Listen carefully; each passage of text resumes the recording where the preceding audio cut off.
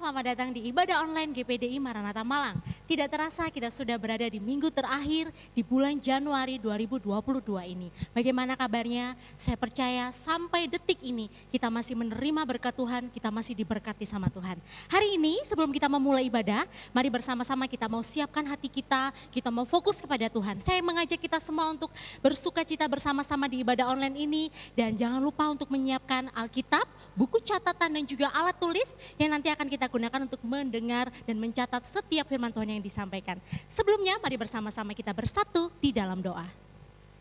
Bapa di dalam kerajaan surga yang kami sembah di dalam nama Tuhan Yesus Kristus, terima kasih Tuhan untuk semua berkat-Mu dalam kehidupan kami. Kami mengucap syukur Tuhan, kami punya Allah yang begitu besar, Allah yang selalu menyertai kami. Bapa, pada pagi hari ini ya Tuhan, kami mau siapkan hati kami dimanapun kami berada ya Tuhan. Satukan kami untuk bersama-sama mempersiapkan hati, mempersiapkan jiwa kita ya Tuhan untuk mendengar, untuk memuji dan mempermuliakan nama-Mu. Kami siap untuk mengikuti ibadah ini ya Tuhan, hanya di dalam nama Tuhan Yesus Kristus kami berdoa dan mengucap syukur. Haleluya. Amin. Selamat beribadah dengan sukacita. Tuhan Yesus memberkati. Haleluya. Mari kita bangkit berdiri bersama-sama. Kita akan memuji Tuhan. Amin. Yesus Allah kekuatan kita. Amin. Mari tepuk tangan bersama-sama. Allah sumber kuatku, Allah sumber kuatku. Sumber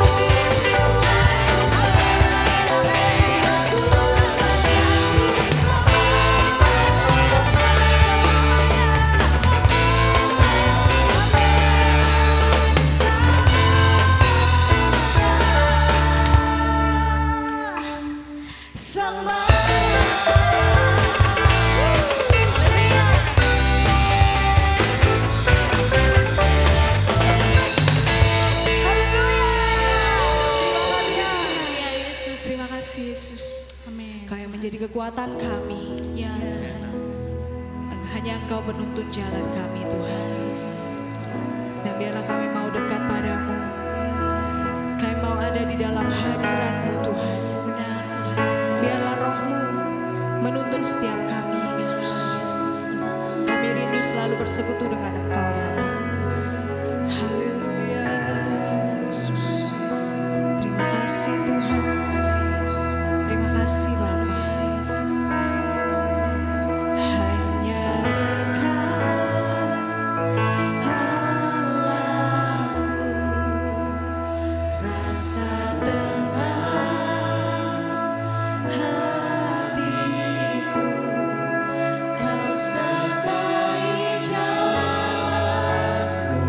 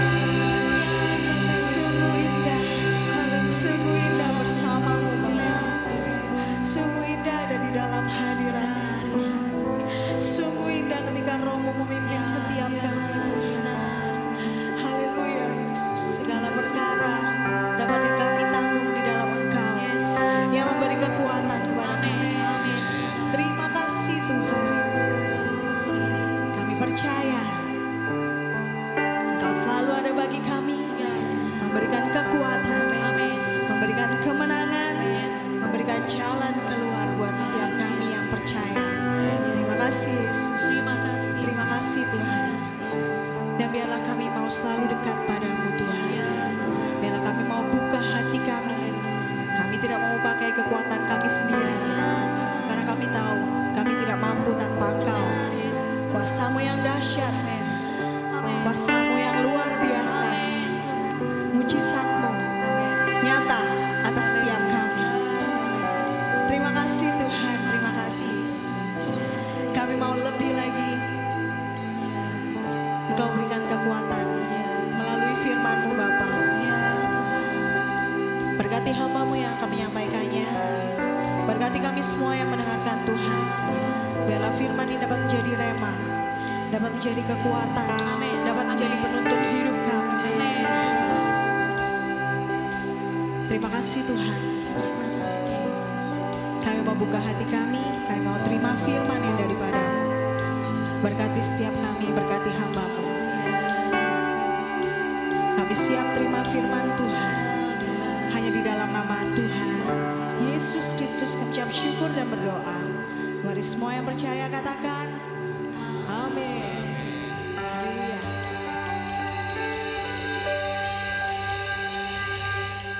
Selamat pagi, selamat bertemu dalam kasih Tuhan. Pagi hari ini kita akan belajar firman Tuhan. Judulnya adalah dikenal oleh Tuhan. Ya, dikenal oleh Tuhan. Kita akan membaca dalam 1 Korintus pasal 13 ayat yang ke-12. Karena sekarang kita melihat dalam cermin suatu gambaran yang samar-samar. Tetapi nanti kita akan melihat muka dengan muka. Sekarang aku hanya mengenal dengan tidak sempurna. Tetapi nanti aku akan mengenal dengan sempurna seperti aku sendiri dikenal. Nah, di ayat ini dituliskan nanti aku akan dikenal dengan sempurna seperti aku sendiri dikenal. Jadi, Rasul Paulus ingin mengenal Tuhan sekaligus juga dikenal oleh Tuhan. Nah, kata seperti aku sendiri dikenal ya, itu di bahasa Yunani dituliskan epiginosko. Epiginosko artinya adalah benar-benar mengenal seseorang secara menyeluruh dan akurat.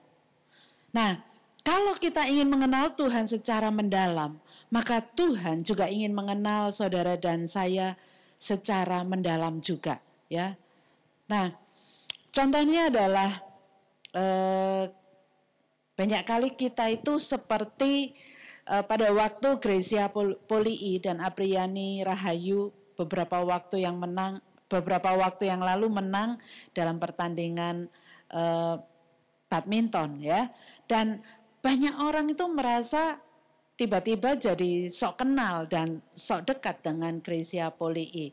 Bahkan ketika mereka merasa bahwa satu pulau atau satu daerah dengan Gracia Polii, maka mereka selalu berkata bahwa oh ini saya kenal dulu ya, jadi sok kenal sok dekat. Tapi pertanyaannya, apakah Gracia Polii juga mengenal orang tersebut? Ya, sama halnya dengan kita. Seringkali kita itu katakan bahwa kita itu kenal Tuhan, tahu lebih dekat. Tapi pertanyaannya adalah, apakah Tuhan itu kenal dengan kita?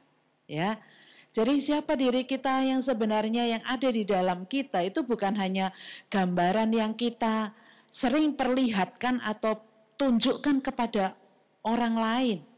Ya, di dalam Injil Matius pasal 7 ayat yang ke-21 sampai 23 dikatakan, bukan setiap orang yang berseru kepadaku Tuhan, Tuhan akan masuk ke dalam kerajaan sorga, melainkan dia yang melakukan kehendak Bapa-Ku yang di sorga. Pada hari terakhir, banyak orang akan berseru kepadaku, Tuhan, Tuhan, bukankah kami bernubuat demi nama-Mu dan mengusir setan demi nama-Mu dan mengadakan banyak mujizat demi nama-Mu juga? Pada waktu itulah aku akan berterus terang kepada mereka dan berkata, aku tidak pernah mengenal kamu. Enyahlah daripadaku, kamu sekalian pembuat kejahatan. Ya.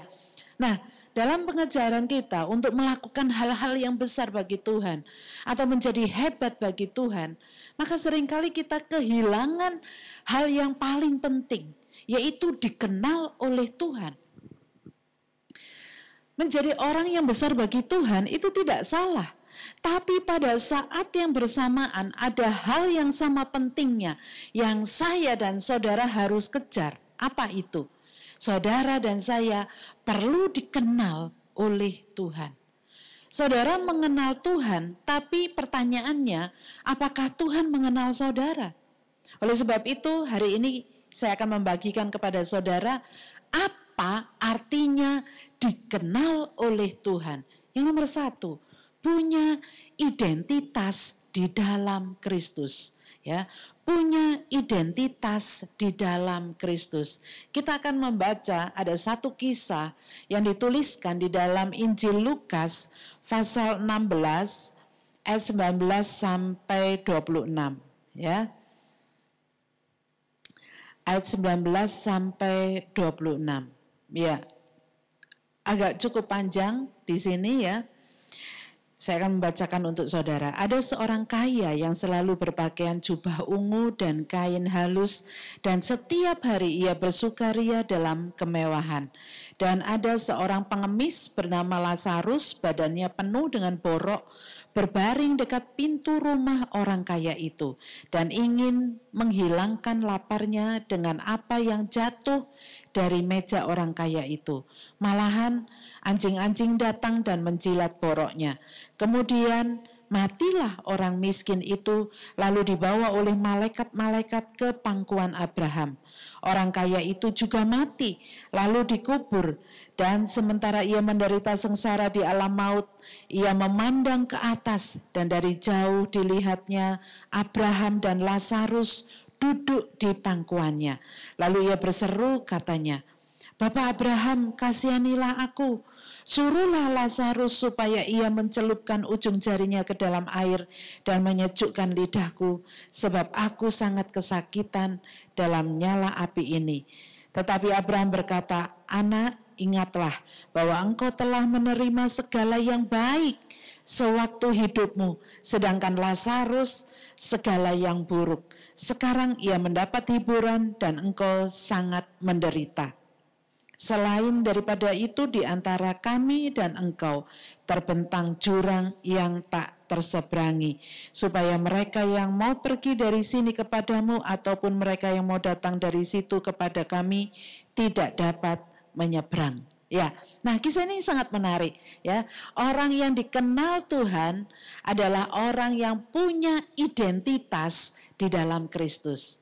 Nah, kalau kita membaca kisah ini ya, apa perbedaan yang penting antara Lazarus dan orang kaya yang disebutkan dalam perumpamaan ini? Yang satu mendapat sorga dan yang lain mendapat alam maut. Ya, perbedaannya adalah yang satu punya nama, yang satunya lagi tidak memiliki nama. Ya, kepada yang satu diberikan nama Lazarus, sedangkan kepada orang kaya itu tidak disebutkan namanya. Identitasnya hanya dikenal sebagai orang kaya. Ya. Nah, kalau saudara perhatikan hampir di semua di semua Injil diungkapkan tentang karakter oleh Yesus itu biasanya Yesus tidak pernah memberi sebuah nama ya. Jadi Yesus itu jarang memberi sebuah nama dalam menggambarkan karakter seseorang. Ya, biasanya disebutkan ada seorang bapak punya 2 anak laki-laki, anak sulung dan anak bungsu. Ada seorang janda yang datang kepada hakim. Ya, jadi artinya ketika Yesus memberi perumpamaan itu jarang sekali memberikan sebuah nama. Tapi dalam perumpamaan kali ini Yesus memberikan sebuah nama kepada pengemis ini. Dan nama yang diberikan adalah Lazarus ya. Sementara orang kaya itu tidak diberikan nama sama sekali. Ya, jadi perbedaannya adalah di namanya. Karena nama Lazarus artinya Tuhan adalah pertolonganku. Ya, Tuhan adalah pertolonganku. Nah, inilah faktor yang membedakan. Kenapa? Karena Lazarus sepanjang hidupnya dia adalah pengemis. Tapi dia bergantung kepada Tuhan sepanjang hidupnya. Dan itu adalah identitasnya. Itu sebabnya namanya adalah Tuhan adalah pertolonganku. Ya. Bagi dunia, Lazarus dikenal sebagai pengemis karena dia bergantung kepada Tuhan, maka dia dikenal dengan namanya. Ya, di dunia ini dia tidak terkenal, tapi ketika dia mati, dia masuk surga karena dia dikenal dengan namanya. Orang kaya memang terkenal di dunia, ya, tapi namanya sama sekali tidak ada di dalam Alkitab. Ya, nah ini memberikan pelajaran yang sangat penting bagi setiap kita. Orang kaya ini hidup dalam kekayaannya, dalam kelimpahan. Tapi dia hanya bergantung kepada dirinya, pada kekuatannya, bukan kepada Tuhan. Dia jauh dari Tuhan. Itu sebabnya kekayaannya, kesuksesannya, pencapaiannya itulah yang menjadi identitas dirinya. Tapi saya mau katakan kepada saudara bahwa status ekonomi itu tidak menentukan status kita di kekekalan. Ya. Dan perbedaan ini juga membedakan antara sorga dan alam maut. Orang kaya ini tidak berakhir di alam maut karena dia kaya. No, sama juga Lazarus itu tidak masuk sorga karena dia miskin. Sekali lagi, status ekonomi itu tidak menentukan di mana kita akan berakhir nanti di dalam kekekalan. Ya. Tapi ketika kita hidup di dalam dunia ini, kita bisa menghidupi iman kita. Di dunia ini saudara dapat mengejar kesuksesan, mengejar pencapaian. Tapi ingat, hal-hal itu tidak akan menggantikan keselamatan saudara. Ya, oleh sebab itu jangan ganti identitas kita di dalam Tuhan dengan kesuksesan dan pencapaian. Tuhanlah yang harus selalu menjadi sumber keamanan kita dan juga sumber sukacita kita. Oleh sebab itu saudara harus pastikan bahwa kesuksesan saudara, pencapaian saudara itu bukan semata-mata karena usaha saudara sendiri. Sumber kita bukan kekayaan, kesuksesan dan pencapaian. Tetapi Tuhanlah harus yang selalu menjadi sumber keamanan dan sukacita kita.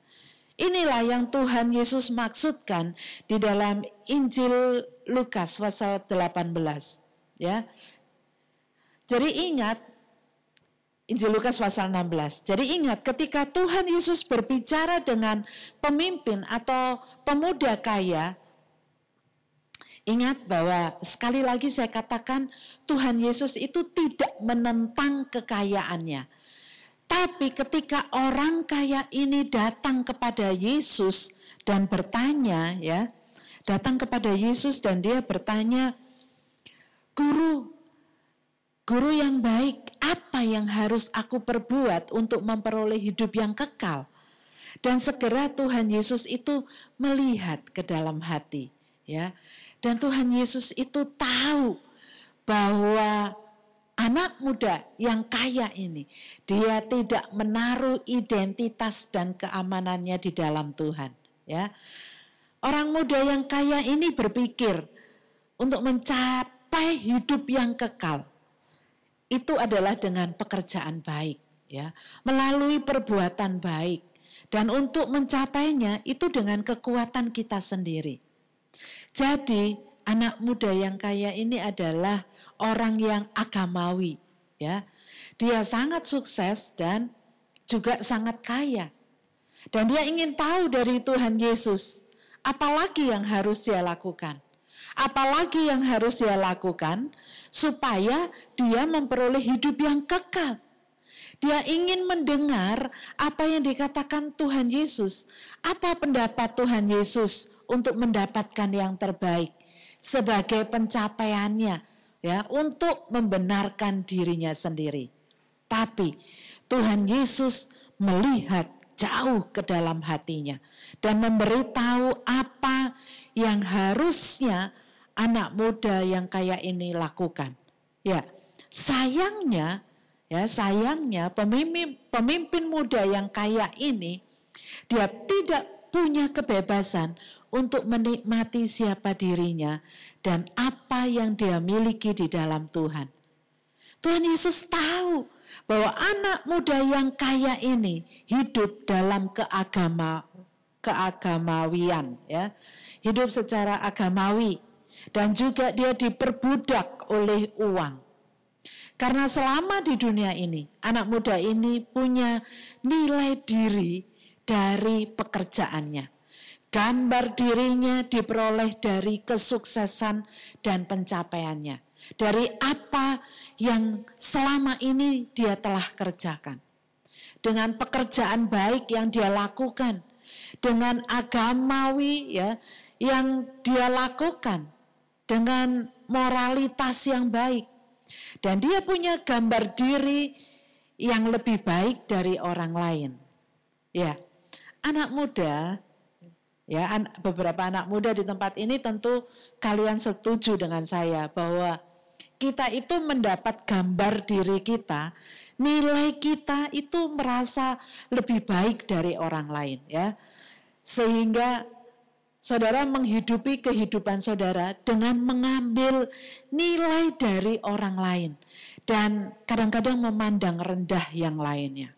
Ya, saudara melihat nilai saudara itu bertambah baik ketika saudara melihat kejelekan orang lain. Ya, ini tidak langgeng, tidak awet. Dan inilah yang Tuhan Yesus katakan kepada anak muda yang kaya ini. Kalau engkau mengejar kekayaan, kesuksesan, itu identitas dirimu. Kalau uang itu menjadi identitas dirimu. Kalau nilai dirimu itu lebih baik dari orang lain. Gak boleh kalah dari orang lain. Harus lebih baik dari orang lain. Harus lebih banyak dari orang lain.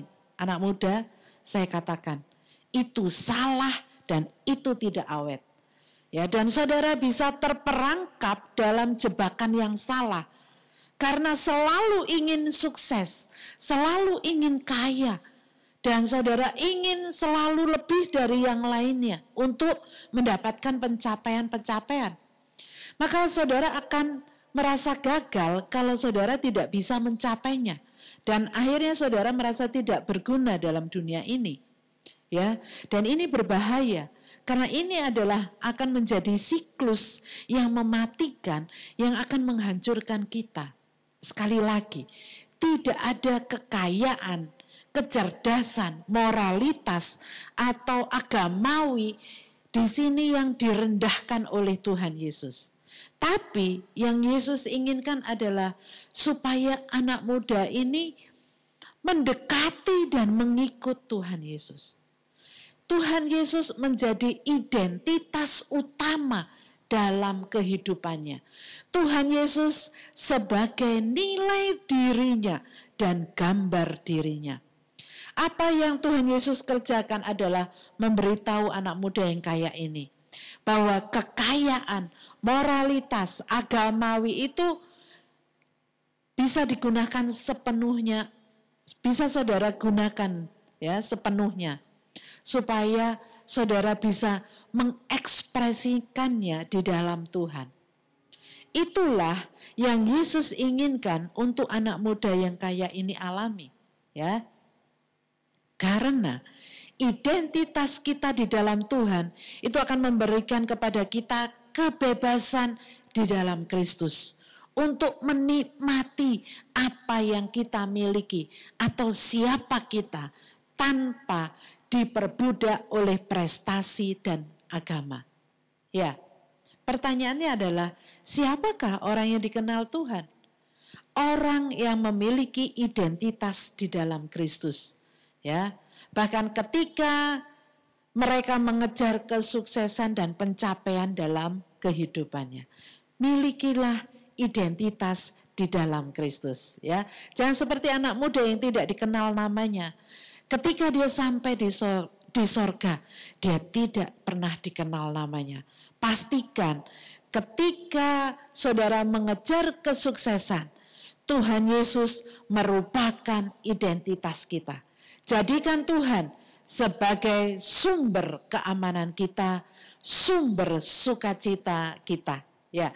Nah, selain identitas di dalam Kristus, siapakah orang yang dikenal Tuhan? Yang nomor 2, ya, seseorang yang memilih dan tahu kehendak Tuhan. Seseorang yang memilih dan tahu kehendak Tuhan. Nah, kalau kita membaca di dalam Injil Lukas 23 sampai 26, ayat ini tadi sudah kita baca, ya. Kita nggak usah baca lagi ayat ini karena tadi kita sudah membacanya. Ya, anak muda yang kaya ini tidak meminta Abraham untuk mengeluarkan dia dari alam maut. Ya, kalau saudara lihat tadi kisahnya seperti itu. Tapi anak muda ini memilih untuk tetap tinggal di alam maut. Meskipun keadaannya sengsara. Dan dia malah berpikir bahwa statusnya masih sama ketika dia masih hidup di bumi. Oleh karena itu dia berkata kepada Bapak Abraham, ya, menyuruh seperti hamba-hambanya dulu. Saudara, kita akan membaca di ayat yang ke-24. Lalu ia berseru katanya, Bapak Abraham, kasihanilah aku. Suruhlah Lazarus supaya ia mencelupkan ujung jarinya ke dalam air dan menyejukkan lidahku, sebab aku sangat kesakitan dalam nyala api itu. Ya, nah, rupa-rupanya anak muda yang kaya ini tidak meminta Abraham untuk mengeluarkan dia dari alam maut, ya. Tapi dia memilih untuk tetap tinggal di alam maut meskipun sengsara keadaannya di situ. Dia malah berpikir bahwa statusnya itu sama ketika dia masih hidup di bumi. Oleh karena itu, dia menyuruh-nyuruh kepada Bapak Abraham seperti kepada hamba-hambanya dulu. Ya, dia menyuruh kepada Bapak Abraham untuk berkata kepada Lazarus supaya mencelupkan ujung jarinya ke dalam air supaya bisa netesi lidahnya itu dengan air. Wow. Ya, Abraham memberitahu dia di ayat yang ke-25 dikatakan, tetapi Abraham berkata, Anak, ingatlah bahwa engkau telah menerima segala yang baik sewaktu hidupmu, sedangkan Lazarus segala yang buruk.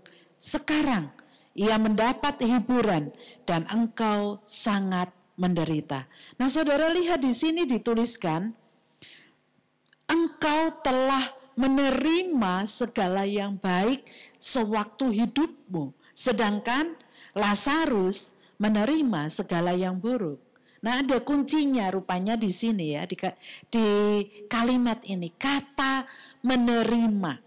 Ya, kata menerima ini artinya menerima apa yang seharusnya.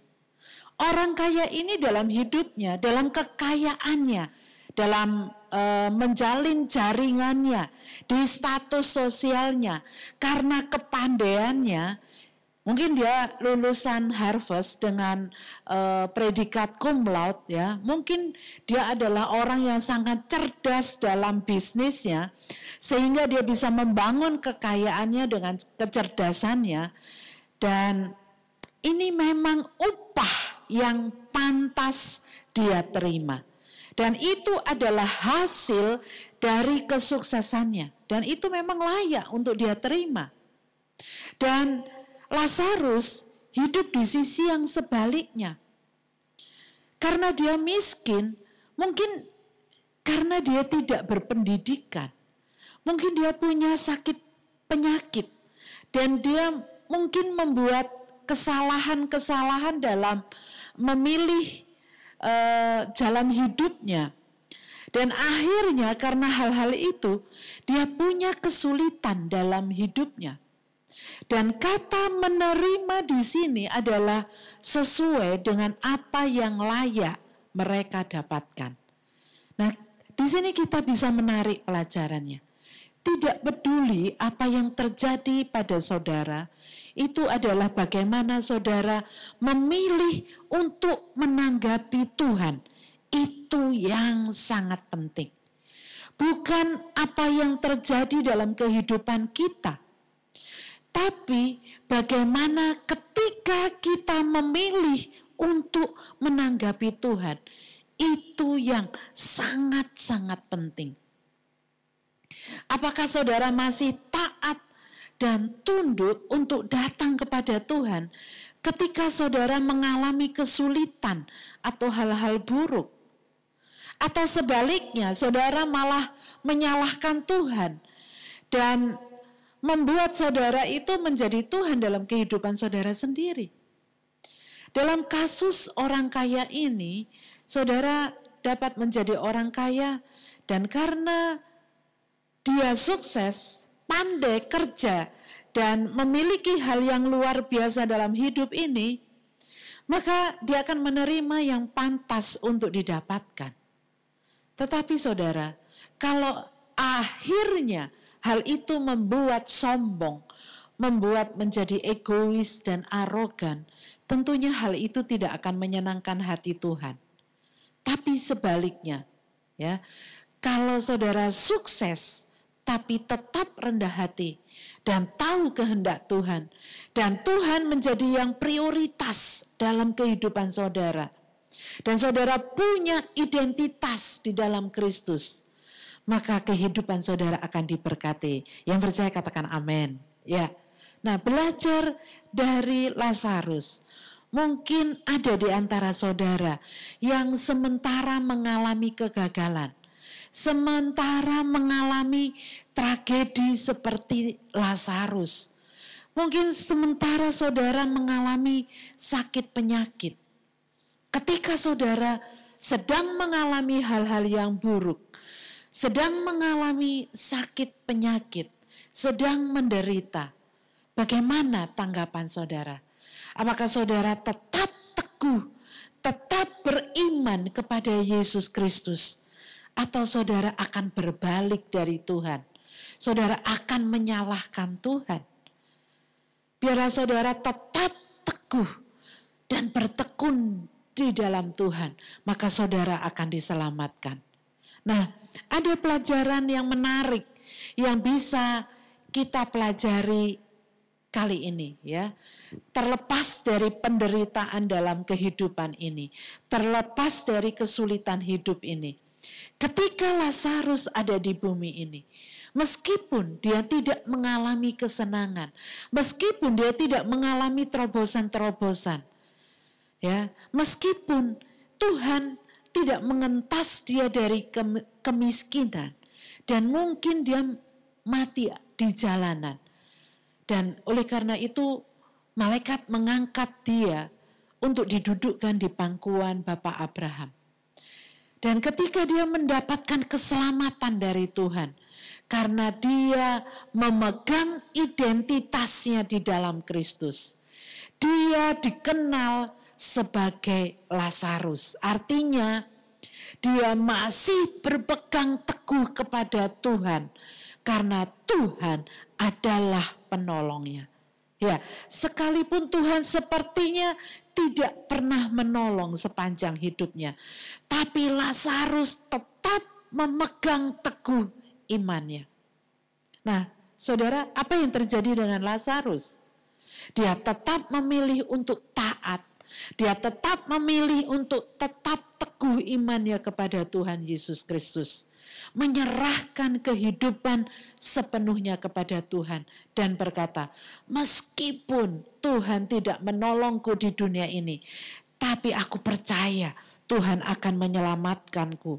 Dan setelah kehidupan di dunia ini, aku akan diselamatkan. Itulah upah yang akhirnya dia terima dan dia layak untuk menerimanya. Imannya di dalam Tuhan itu yang menyelamatkan dia. Dan upah apa yang Lazarus terima? Penghiburan di sorga dia terima karena dia memilih untuk percaya kepada Yesus Kristus terlepas dari kesengsaraannya selama di dunia. Kehendak Tuhan bagi kita adalah memberkati, menyelamatkan dan menyembuhkan kita. Dan Tuhan akan menyelamatkan kita, akan menyembuhkan kita, akan menolong kita. Pertanyaannya adalah, apakah kita percaya kepada kedaulatan Tuhan atas hidup kita? Mungkin Tuhan tidak menyembuhkan kita di dunia ini, ya, saat ini. Ya, mungkin jawaban-jawaban doa kita juga tidak terjawab. Ya, mungkin juga ada banyak keinginan kita yang belum terpenuhi. Tapi pertanyaannya, apakah saudara bergantung sepenuhnya kepada Tuhan? Apakah saudara sepenuhnya mengerti kehendak Tuhan, ya, untuk setiap kehidupan kita? Ya, apakah Tuhan akan menolong kita? Meskipun Tuhan tidak menolong kita, ya, seperti Lazarus ini, Tuhan tidak memberikan terobosan-terobosan dalam kehidupan kita. Tapi biarlah kita tetap berteguh dalam iman kita untuk memandang kepada Tuhan. Memilih untuk tetap percaya kepada Tuhan. Lazarus mengenal Tuhan dengan sungguh-sungguh. Percaya kalau Tuhan tidak menolongku dalam dunia ini, Tuhan akan menolongku setelah kehidupan ini berakhir. Ya, dan setiap penderitaan yang aku alami itu akan diberikan upah dan penghiburan di kekekalan nanti. Haleluya. Saudara lihat di sini, siapa orang yang dikenal Tuhan? Orang yang dikenal Tuhan adalah orang yang tulus mengasihi Tuhan, tunduk dan mentaati kehendak Tuhan, meskipun hal-hal buruk terjadi dalam kehidupan ini. Dan mungkin doa-doanya tidak dijawab. 1 Korintus 8 ayat 3 katakan, tetapi orang yang mengasihi Allah, ia dikenal oleh Allah. Ya, oleh sebab itu kita perlu mengasihi Tuhan.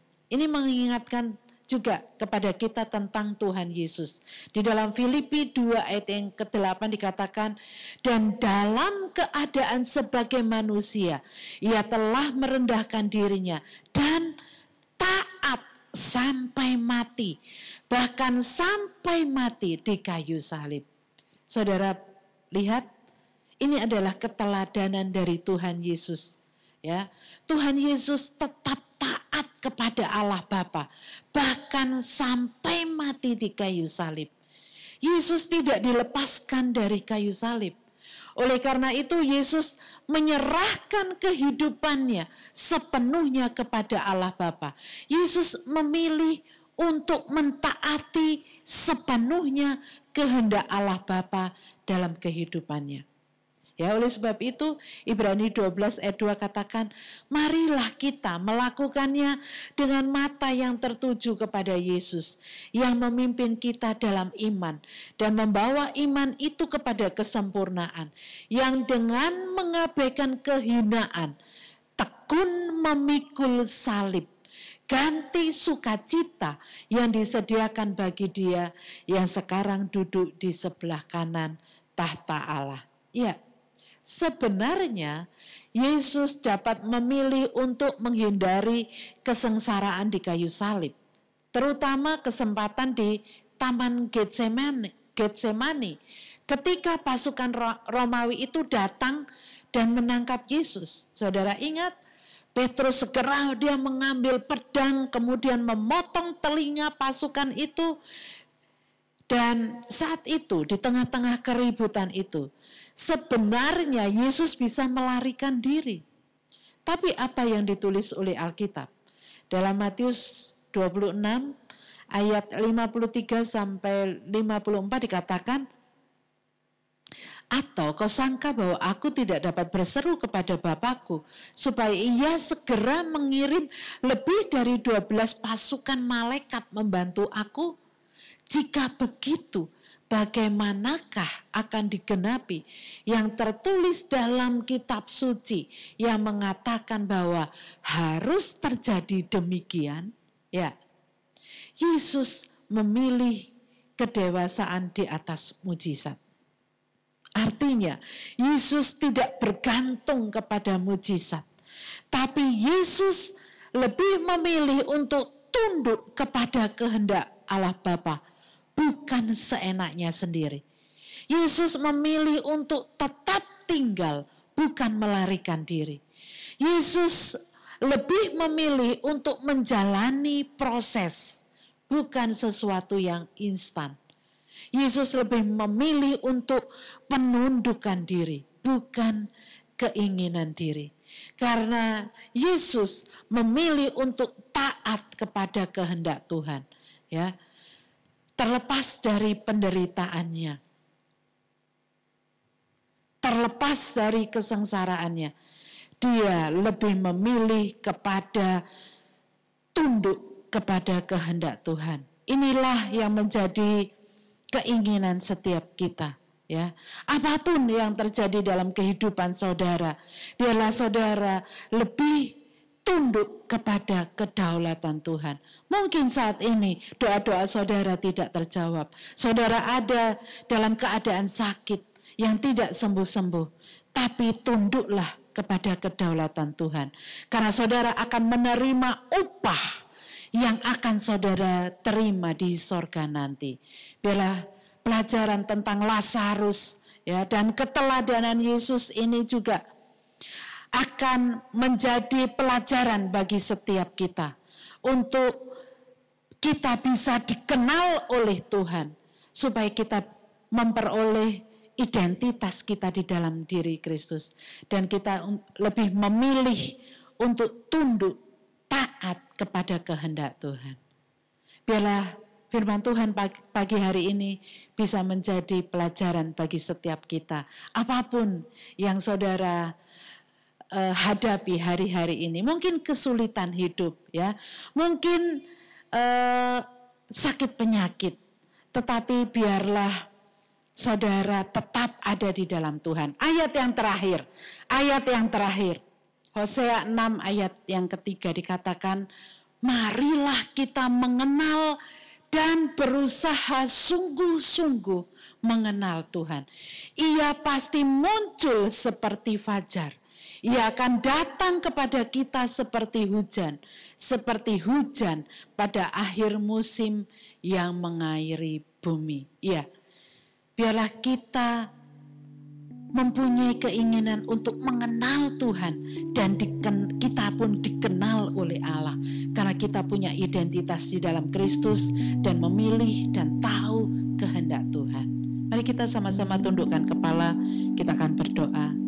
Ya Bapa kami yang di sorga, terima kasih ya Tuhan untuk firman pada pagi hari ini, di mana kami ingin dikenal oleh Engkau ya Allah.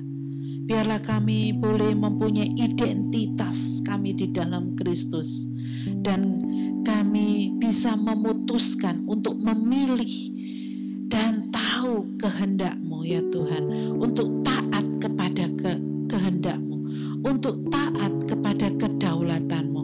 Kami percaya kami punya Tuhan yang baik.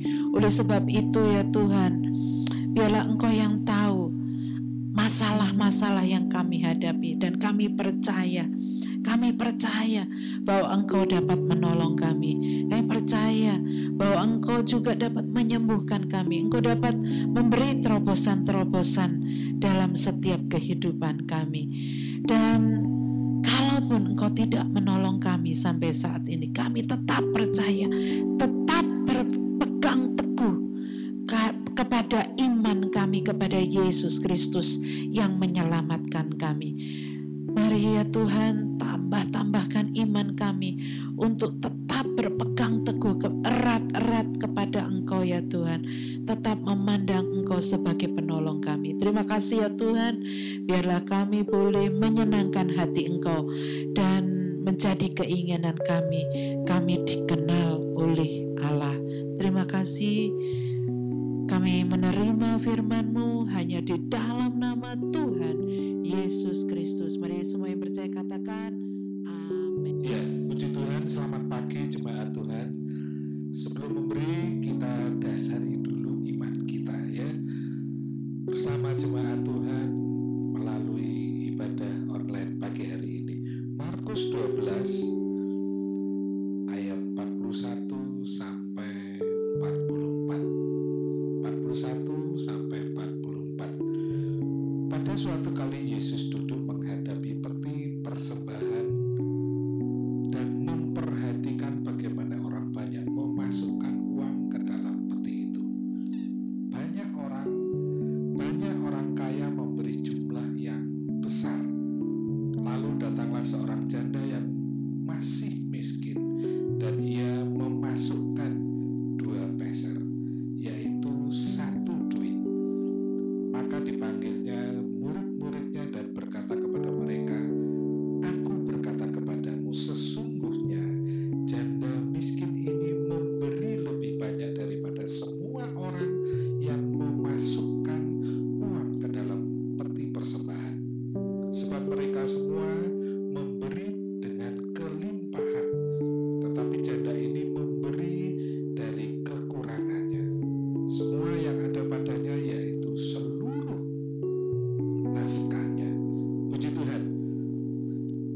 Apa yang menjadi motivasi saudara saat ini memberikan persembahan kepada Tuhan?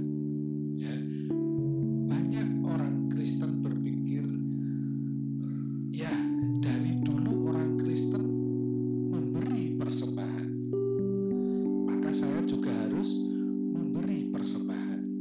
Jadi persembahan dilakukan dengan terpaksa karena sudah tradisi dan mungkin sungkan kalau tidak memberi persembahan. Ya, mereka tidak mengerti. Ada juga yang berpikir bahwa memberi persembahan itu dengan konsep tabur tuai. Ya, jika kita memberi persembahan, maka Tuhan akan memberkati kita. Tuhan akan menghindarkan kita dari hal-hal yang buruk. Atau ada yang berpikir bahwa kalau kita memberi 100.000, Tuhan akan membalas 1 juta. Dan semakin besar kita memberi, maka semakin besar pula balasan dari Tuhan.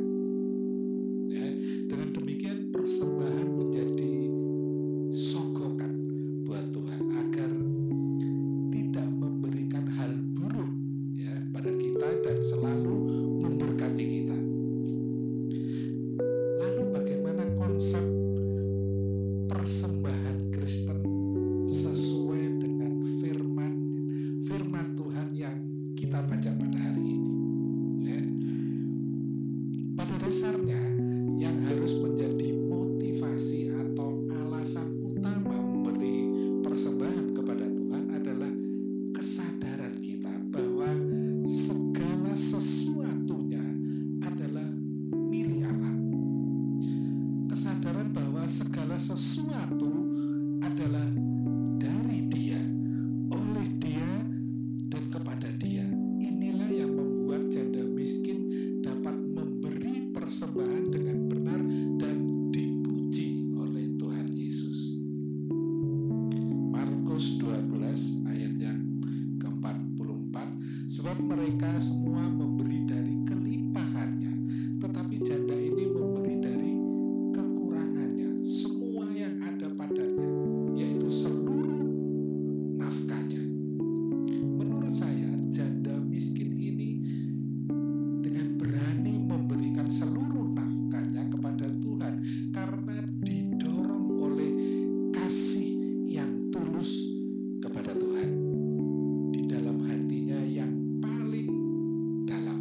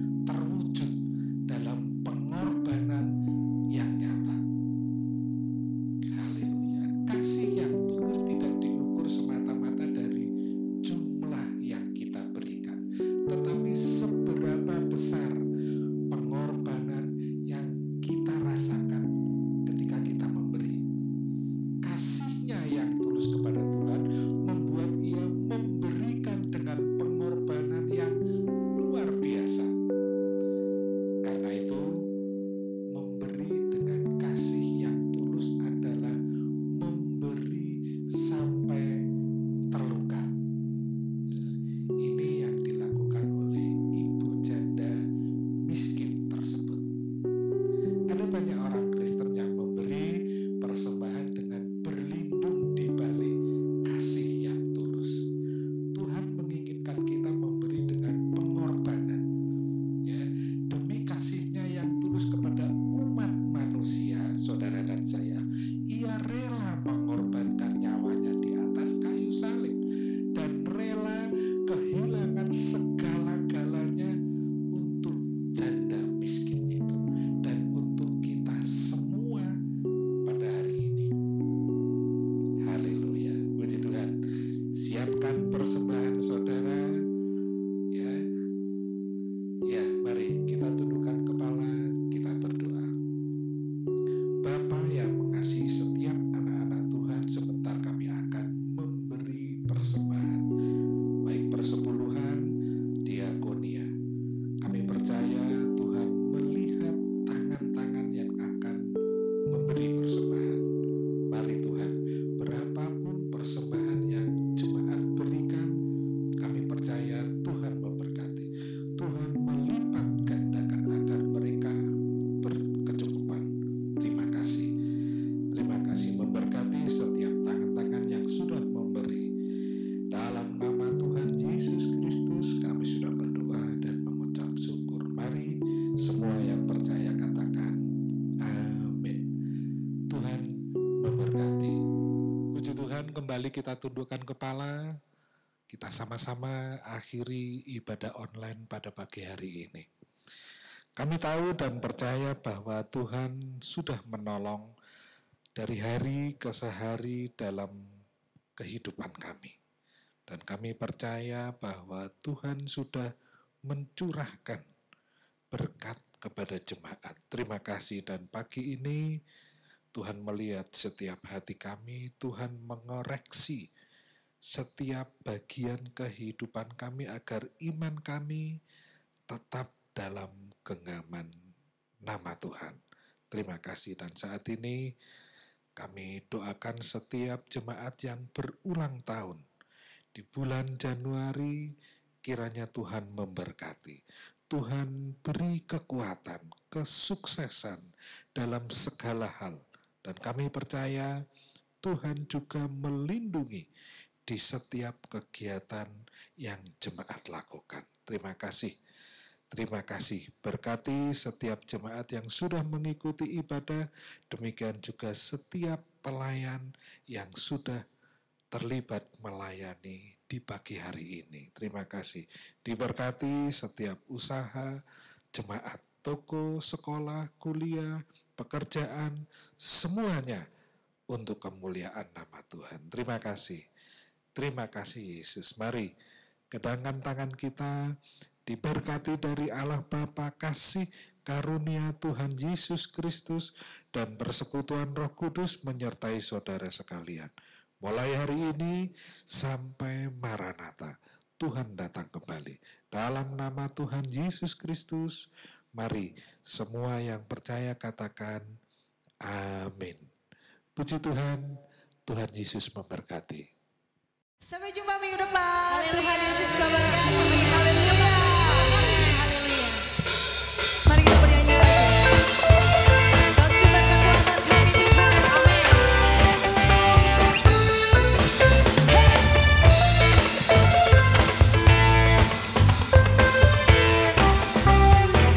Sama-sama nyanyikan. Hanya kau milikku di surga. Tiada yang ku ingini di bumi.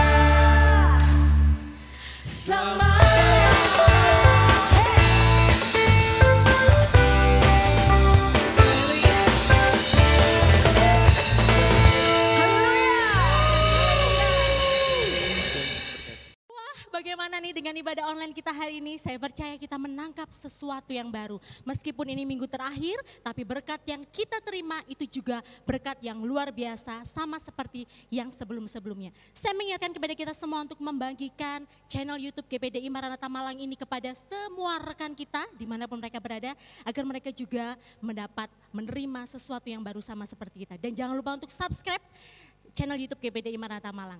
Ya, sampai jumpa di minggu depan. Jangan berkecil hati. Selamat hari Minggu, Tuhan Yesus memberkati.